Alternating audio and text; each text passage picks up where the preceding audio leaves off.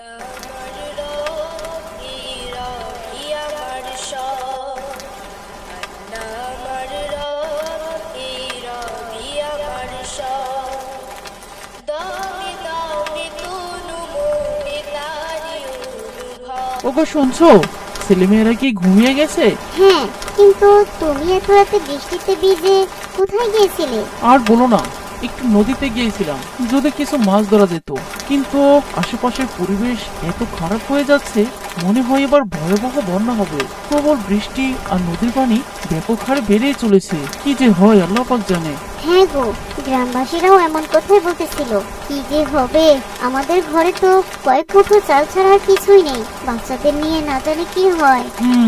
জমির ফসলগুলো কেবলই একটু দানা গজালো আর এমন অবস্থা।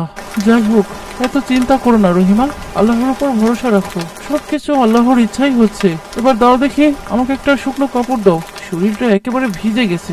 এরপর উসমান তার ভেজা কাপড়গুলো বদলে শুয়ে পড়ে, কিন্তু সেদিন রাতে প্রবল বৃষ্টি হয় আর নদীর পানি অস্বাভাবিকভাবে বেড়ে যায়। সকালবেলা উসমান ও তার স্ত্রী যখন ঘুম থেকে উঠলো, দেখলো তাদের গ্রাম পানিতে ভেসে গেছে, উঠোনে হাঁটু জল। বাবা, আমাদের বাড়িতে তো পানি উঠে গেল, এখন আমরা কোথায় থাকবো? মা, আমার অনেক ভয় করছে। ভয় পেও না সোনারা, আমি একটা কিছু করছি। রহিমা, তুমি বাচ্চাদের নিয়ে তোমার বাবার বাড়িতে চলে যাও। শুনেছি ওইদিকে নাকি বন্যা হয়নি। তুমি তাড়াতাড়ি ব্যাগ গুছিয়ে নাও। ওগো, তুমি এসব কি বলছো? তোমাকে একা রেখে আমরা চলে যাব? তা কি করে হয়? তুমিও আমাদের সাথে চলো। না না রহিমা, আমি যেতে পারবো না।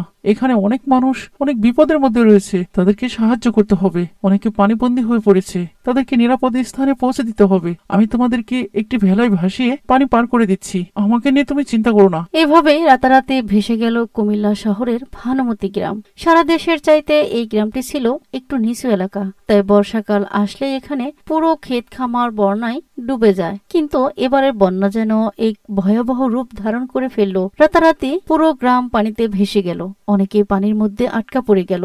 যেন এক হাহাকার নেমে এলো এই ভানুমতি গ্রামে। আমার রবি রবি আমার সব, আল্লাহ আমার রবি ওগো, তুমি সাবধানে রবি থেকো। আমার ঘরে কিছু সব। শুকনো খাবার রয়েছে, ওগুলো খেয়ে নিও। আমাকে নিয়ে ভেবো না, তোমরা তাড়াতাড়ি নিরাপদ স্থানে পৌঁছে যাও আর আল্লাহর কাছে দোয়া করো, আল্লাহ পাক যেন আমাদের গ্রামকে বন্যার কবল থেকে রক্ষা করেন। এরপর রহিমা তার দুই সন্তানকে নিয়ে বাবার বাড়ি চলে গেল। এদিকে সারা দেশে বন্যার খবর পৌঁছে গেল। মুহূর্তের মধ্যে দেশের বিভিন্ন জায়গা থেকে বন্যায় ক্ষতিগ্রস্ত মানুষের উপর সাহায্যের হাত বাড়িয়ে দিল অনেকেই।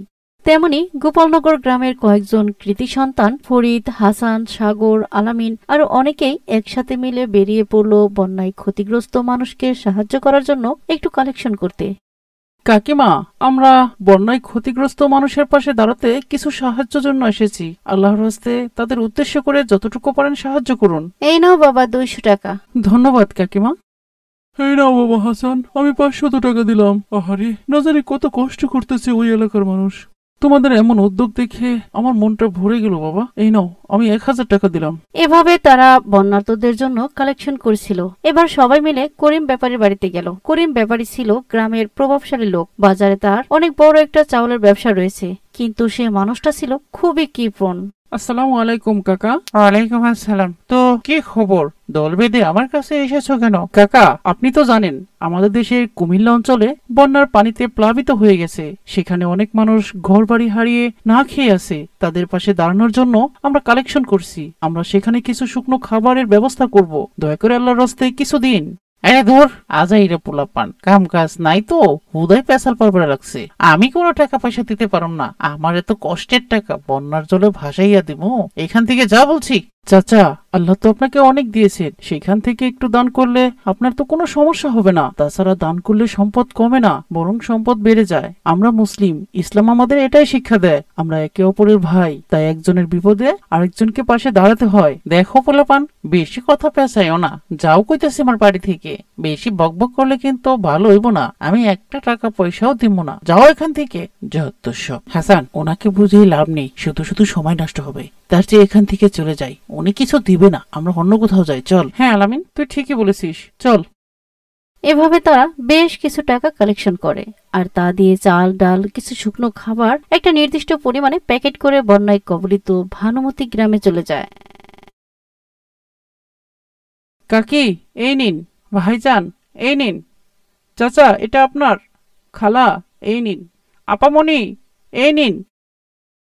এভাবে তারা ত্রাণ বিতরণ করে বাড়ি ফিরছিল। হঠাৎ দেখলো বন্যায় প্লাবিত একটি টিনের চালার উপরে একজন বৃদ্ধা মহিলা বসে বসে কান্না করছিল।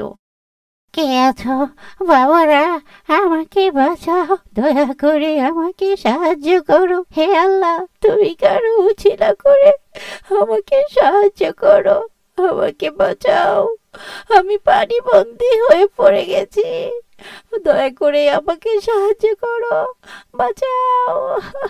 আলামিন, ওই দেখ, ওই টিনের চালার উপরে একজন বৃদ্ধা কান্না করছে, তাড়াতাড়ি চল। এরপর তারা দ্রুত ছুটে যায় সেই বৃদ্ধার কাছে। বুড়িমা, আপনি ভয় পাবেন না, আল্লাহর উপর ভরসা রাখুন, আমরা আপনাকে সাহায্য করতে চলে এসেছি, আপনি একদম ভয় পাবেন না, আমরা আপনাকে নিরাপদ স্থানে পৌঁছে দেব। এরপর তারা অসহায় বৃদ্ধাকে নৌকায় তুলে নিয়ে আসে আর নিরাপদ স্থানে পৌঁছে দেয়। আর তারা আবার পুনরায় প্লাবিত গ্রামে চলে যায়। ঘুরে ঘুরে দেখতে থাকে কোথাও কোনো মানুষ আটকা পড়ে আছে কিনা। হাজান, ওই দেখ একজন বৃদ্ধ, মনে হয় মরে গেছে রে। হ্যাঁ রে, মনে হয় অনেক দূর থেকে লাশটা ভেসে এসেছে, চল আমরা ওনাকে দাফন কাফনের ব্যবস্থা করি। এরপর হাসান ও তার সঙ্গীরা মিলে সেই বৃদ্ধের লাশটাকে যথাযথভাবে দাফন কাফন করে। হে আল্লাহ, তুমি আমাদের দেশের এই বন্যায় কবলিত মানুষদের সাহায্য করো, তুমি আমাদের দেশকে বাঁচাও, না জানি আরো কত লাশ বন্যার পানিতে ভেসে গেছে। আল্লাহ, আমাদের ভুল ত্রুটি ক্ষমা করো, এই বন্যার পরিস্থিতি উন্নতি করে দাও, আমিন।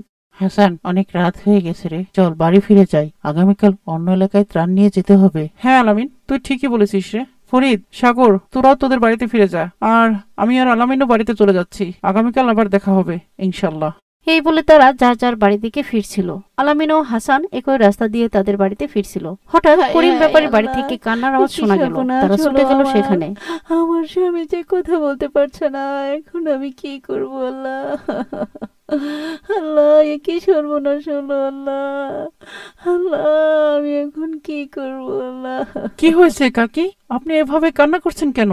আর করিম কাকার কি হলো, উনি এভাবে পড়ে আছেন কেন? গতকালও তো ওনাকে ভালোই দেখলাম। হাই রে বাবা, কি বার বলবো, উনি অনেক দিন ধরে ওনার জমানোর সব টাকা একটা বাক্সের মধ্যে করে আমাদের ঘরের চাঙ্গে তুলে রেখেছিল। আজ বিকেলে সেই বাক্সটি বের করে উনি টাকাগুলো দেখছিল, কিন্তু বাক্স খুলতেই দেখলো ওনার সব টাকা ইঁদুরে খেয়ে কুটি কুটি করে ফেলেছে। এই দেখে তোমার কাকার এমন অবস্থা হয়েছে, ডাক্তার বলেছে উনি নাকি স্ট্রোক করেছে।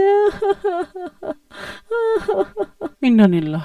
কাকি, কান্নাকাটি করে আর কি হবে, আল্লাহকে ডাকেন। চাচা যে কৃপণ মানুষ ছিল, কোনোদিন কাউকে একটা টাকা দানও করেনি, আল্লাহ না। এই বলে হাসান ও আলামিন সেখান থেকে চলে আসে আর যার যার ঘরে ফিরে যায়। পরের দিন তারা আবারও কুমিল্লা জেলার অন্য একটি গ্রামে বর্ণার্তদের ত্রাণ নিয়ে যায়। সেখানেও তারা অনেক লোকদের সাহায্য করে।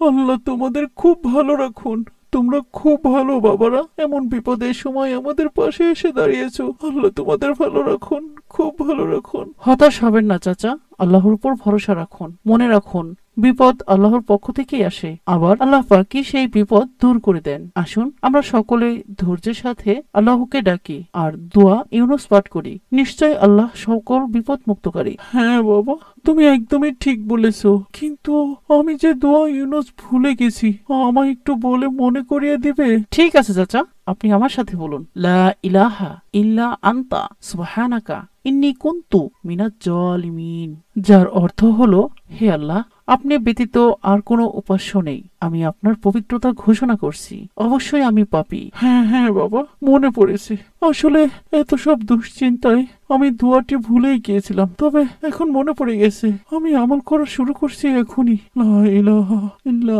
আমার প্রিয় সম্মানিত দর্শকবৃন্দ, আমাদের এই গল্পটি যদি ভালো লাগে অবশ্যই একটি লাইক করুন। আর আসুন, গল্প নয়, বাস্তব জীবনেও আমরা সকলেই যে যতটুকু পারি তা দিয়ে বন্যায় ক্ষতিগ্রস্ত মানুষের পাশে দাঁড়াই। যারা অন্যের বিপদে পাশে দাঁড়ায়, আল্লাহ কখনোই তাদের ছেড়ে যান না। আল্লাহ পাক আমাদের সঠিক জ্ঞান দান করুন, আমিন।